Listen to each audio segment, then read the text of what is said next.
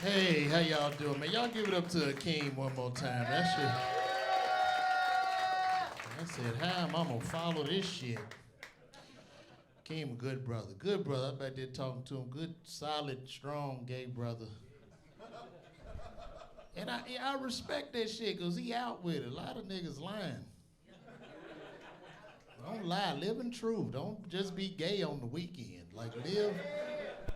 You can't be temp service gay. Just come on out with it. Shit. What has happened to porn in America? I was trying to jack off the other day. They asked me for my driver's license. When did they start this shit? I didn't even go through with it. I don't want to get dragged into questioning and they interrogating me. What is this, big booties? Big booties in the alley? Is that what, like, what the fuck? It's getting more embarrassing too, because sometimes you look at the porn, them little commercials pop up. You trying to jack off, you want some real pussy? You know, it's a whole fucking thing. Call this number. Look the fuck. Let's get to the fucking. I don't have time for this shit. It was my wedding anniversary yesterday. 16. What a transition, right? Porn to the wedding anniversary. 16 years of marital bliss. My wedding anniversary was on the 27th, so that's like 2 days after Christmas, you know? And, you know, this year was a lot. You know, I had, you know, bought the tree, I bought all kind of gifts and shit. I flew my mother-in-law in town, and I thought my wife would let me slide, you know, on the wedding anniversary. It just got away from me because the floors wasn't open. It was just a lot of shit, and I woke up, and she and you know, with the bonnet on and all that. So you're not gonna do anything for our anniversary? And as a man, I'm just like, God damn, didn't we have enough? We just celebrated Christmas. I spent money on dinners, liquor, just, we're gonna end up like your parents. They never celebrate shit. And then I started putting my shit on because I'm like, now I gotta go buy some more shit. And I put my coat on, I'm getting, no, don't go. Just don't worry about it, it won't be the same. I'm like, now I took my coat off and I went to my room. And I was thinking she'd just wake up and shit'd be cool, but I went in the bedroom, now she crying. So she fell asleep. I said, fuck it. I went on a search to buy flowers. I'm driving all around and shit. Nothing would, like, I put it in my navigation, but these floors, be careful in Atlanta, because they was sending me to a nigga's house. It was like a house. Like, it sent me to, like, in a subdivision. What the fuck is this? And I had to keep finding, like, flower shops. So I ended up finding this spot in Forest Park, like off of Frontage Road. And I didn't even know how to get in there because it was barricaded. So now I'm driving all around. Now as this is going on, like as a man, when you get the last minute gifts, you know what I'm talking about, bro. You know they upset, but we in the car, we fussing too. I don't understand why this bitch, we done got motherfucking Christmas gift. You know, you are having this argument like with yourself, but this is what you want to tell her, but you don't have the fucking guts to say, I'm sick of this shit. I gotta drive around this motherfucker, look at these goddamn flowers and shit. People call, I'm like, I can't believe this shit. I'm telling nigga, don't ever get married. Fuck this. Like, people get in the way, I'm honking the horn. I'm just mad. I'm fucking mad. So I'm driving around, I'm looking to get into the flower shop, and they had a bunch of fruits. Like, I had to go through this weird entrance. It was just Mexicans everywhere, all these fruits and vegetables. And then it was a flower shop. Oh, I'm sorry, if you're Mexican, Well, they was out there. Shit, they owned the shit, you know? So I drove to the back. They had the big flower shop. And it was the front. There was 2 Mexican ladies, and they were nice. And I walked into this big cooler, and they had all these flowers. And they didn't have shit in there, but it was just like funeral wreaths.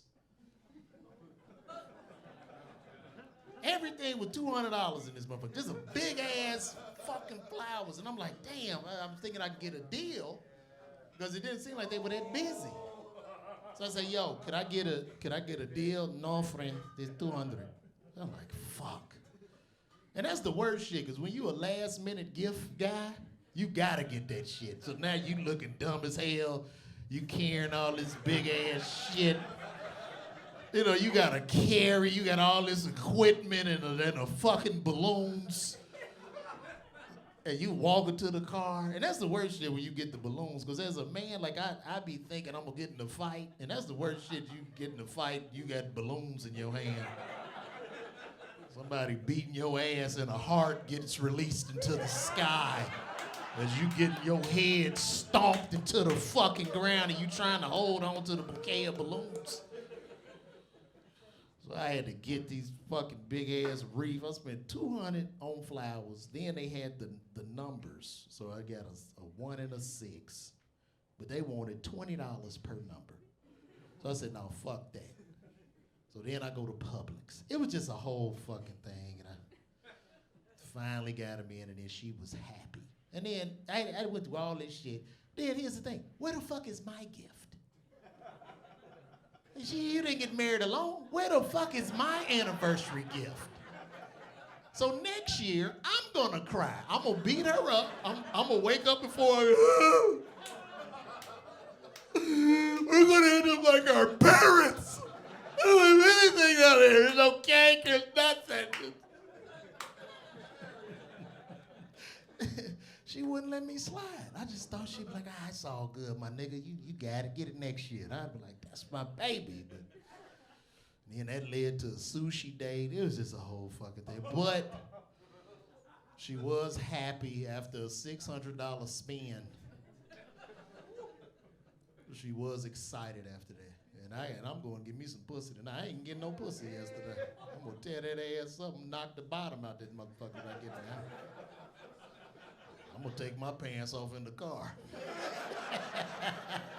Where your ass at? Shit, I did all that shit yesterday. You still got these flowers sitting up here. It's time, goddamn.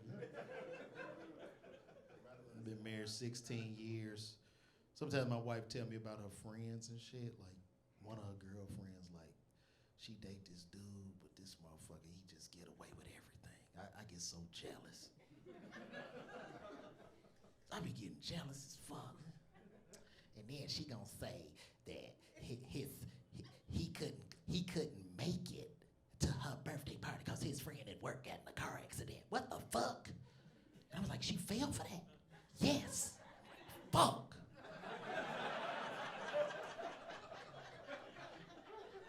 I done married fucking Columbo in this motherfucker. Like, I don't want my wife to be dumb, but I just want just a little bit. Like, I could just get out some shit. Because I can't get out of nothing with this motherfucking gumshoe that I'm married to. I can't slide or nothing. My homie's like, you going to man trip? I'm like, fuck no. She ain't letting me go to that shit, man. She know what it is. And she grew up with all brothers. I don't know how even brothers, how do y'all even get, I see brothers go on the man trip. How y'all get away with that shit? Yeah, me and the fellas, we just go down to Dominican, hang out. And then they be posting stupid ass Facebook pictures of them. Like they in front of the water, but the bitch is taking the picture. Fuck out of here. Then I got friends that go down there and think they handsome. They go to these little third world countries. Nigga, you the same ugly motherfucker you are in America. They say, every time I go down there, they treat me nice, they smile, they respectful. Nigga, they're whores. They're whores. That's what whores do. They're gonna make you feel handsome. Fuck. Now he want to start a fucking marriage with one of them bitches. I say, listen, every time that flight land, okay, you come 1,000 times a day, nigga. It's another ugly motherfucker. Yeah, saying the same shit over and over. Paying for that $8 pussy in the Dominican, thinking they doing something. You're not doing it. Just stop it. Oh, y'all a pretty good crowd. I didn't know what I was going to talk about tonight. I didn't know. I was back there like, man, and Akeem came and ripped. I'm like, God damn, what the fuck I'm going to do? I walked in here, one of them Waymos drove by. That should be the solution to homelessness, because I mean, think about it. If I'm homeless, I'm getting in that goddamn car. y'all will see my ass in the front seat.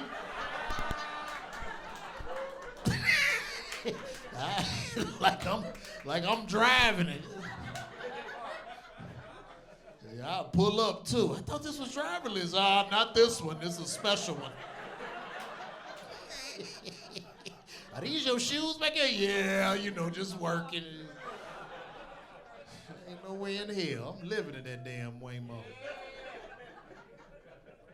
That's all right. All this shit taking over. I see the little robot delivery things, the little robot things, Amazon. I mean, if we still had crackheads, they wouldn't stand a chance in this particular economy with this technology. Because there was a time when crack was prevalent. And crackheads were like the first Amazon. But they would pop up with random shit. Like, my last interaction with a crackhead, it had to be, I don't know, maybe 15 years. I think he was the last one. It was a wonderful day. I was on MLK, and I'm walking down the street, and he appeared, and he had 200 AA batteries. Hey man, I got these batteries. They brand new in the box. I got them. You want them? I said, how much you want for the batteries? Man, shit, give me $50 for them. I said, I'll give you $2. God damn. Here, take the motherfucker. That nigga flew off like a bird. Take the goddamn batteries, man. Give me the money, motherfucker. It's 2025. I'm down to my last 8 batteries from him. I miss that. They used to have shit. You could sit in the barber shop and shit up here, flat screen, whatever you needed. Meat. Niggas had meat, like them rib tips and shit. I get rib tips, and I want some of these motherfuckers. I didn't really buy the food, though. I ain't gonna fuck with the food. I get sick, get food poisoning or something from that shit. What a great crowd. I'm trying to think about what else I want to talk about. Let me look at my notes real quick. It's a rough job. This shit is rough. It's like being a stripper, but you're not taking your clothes off. I went to a strip club one time. The stripper bombed.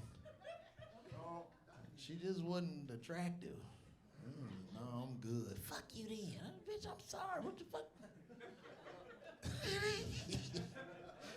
Don't get mad at me that ass ain't clapping. What the hell you want me to do? Let me see what I got for y'all today. Did you guys know that Ozempic was invented by a black man in the 90s, in the late 90s? A black professor by the name of Professor Sherman Klump. Yeah. He invented Ozempic, and he took it and he turned into a guy named Buddy Love. Because ain't that what Ozempic is? Isn't that shit the Buddy Love juice? You know, all these deactivated fat people running around. And you can tell with a lot of them on the shit because their head don't get small. It's looking like a fucking lollipop. Your lollipop head ass out of here. You was just big the last time I saw your ass. You had a big fat head. You need to go visit that man in Beetlejuice to sprinkle that dust on your fucking head to shrink it. That's some shit though. Like Professor Clump invented this Ozempic. That'd be fucked up. If he did invent it, like the girl be in the club on the zip, she slammed in her foot, get fat. Oh shit, bitch, get my pen. My foot fat as fuck. I gotta go. It don't change your voice neither. My homegirl on that shit, she done got small. She was a big one, but her voice still big. Look at this weight I lost. God damn, you still talking fat. What you mean I'm talking fat? Fuck you talking about? I'm talking fat. Who the fuck talks fat? You got a fat voice. That's not a pleasant voice. About to meet your ass. You on the IG Slim and you meet a guy. Can I speak to Tanisha? Hello? Is this to me? Yes. You sound different, Tanisha. You don't sound like your picture. I get that all the time. They don't make Ozempic for your voice. I gotta go, my foot flaring up. Oh, y'all a great crowd. If one more black person call me Judge Mathis, I'm gonna slap the shit out of him. You look like Judge Mathis. You a crackhead. See, listen to this shit. Ain't no damn Judge Mathis. It's a great crowd. Let me see what else I got. I think I went through everything. Well, we got past the holidays, you know. Everybody just celebrate, have company come over to see you. So hard getting it. People never get the message when it's time to leave. They never get the you know, when people come to your house, you do little subtle hints, right? It's time to wrap this shit up. You've ate my food, you've drank my liquor. And here's a hint. Like when I stretch, when I do that, you're not supposed to go, man, who you think gonna win? The Lakers? No. That means it's time for you to get the fuck out of here. To sit up here with your ass all night, man, it's time to go. We got to wrap this up. You start seeing people cleaning up, you get your coat. I'm pulling out spray bottles, I'm wiping shit down, they getting more comfortable. You got some more beer in there? No. It's time to go. A few years ago, my parents came to see me for Thanksgiving, and my pops, he got drunk. He get drunk, and he keeps saying he all right. He one of them drunks. Like, he get drunk, he fall asleep. You say, Dad, you sleep? And then he open his head, no. This is my dad, he be like, Dad, you sleep? No, I'm all right. I just rested my eyes. I'm all right. Everything all right. You fucked up, Dad. And I had to like kind of carry him upstairs. He was fucked up. And I put him in the bed upstairs. We was all downstairs. I had to take him up. He came back down in his underwear. Hey, like I was saying, he was talking like I didn't just put him to bed. Yeah, so they telling me some shit about, He was in underwear, balls to the floor. I'm like, Dad, you gotta get the fuck out. Go to bed. I ain't sleepy, boy. Hell. Party just started. I started cleaning shit up. I was like, it's time for you to go. I thought that would have hit, and it didn't work. You see how I tied that back around? It's time for him to go. See, y'all get it. We're here. The rest of them. Oh, well, I think this is it, guys. We've come. You guys got any questions for me before I let you go?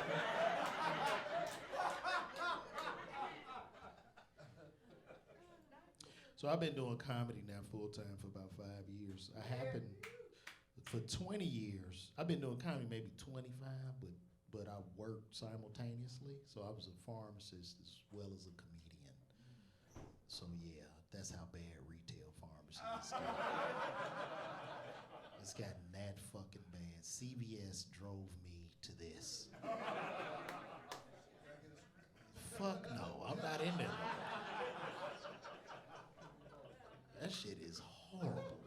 Do you understand, what we go through as healthcare workers just in the public? And it's like when I was working as a CVS pharmacist, you like a sitting duck. Because the people in the community, they know your car. I had one brother, hey, all right, motherfucker, I can't get my message. All right, they're shooting the black truck, right? I'm like, God damn. You better not touch my shit. Like it's not.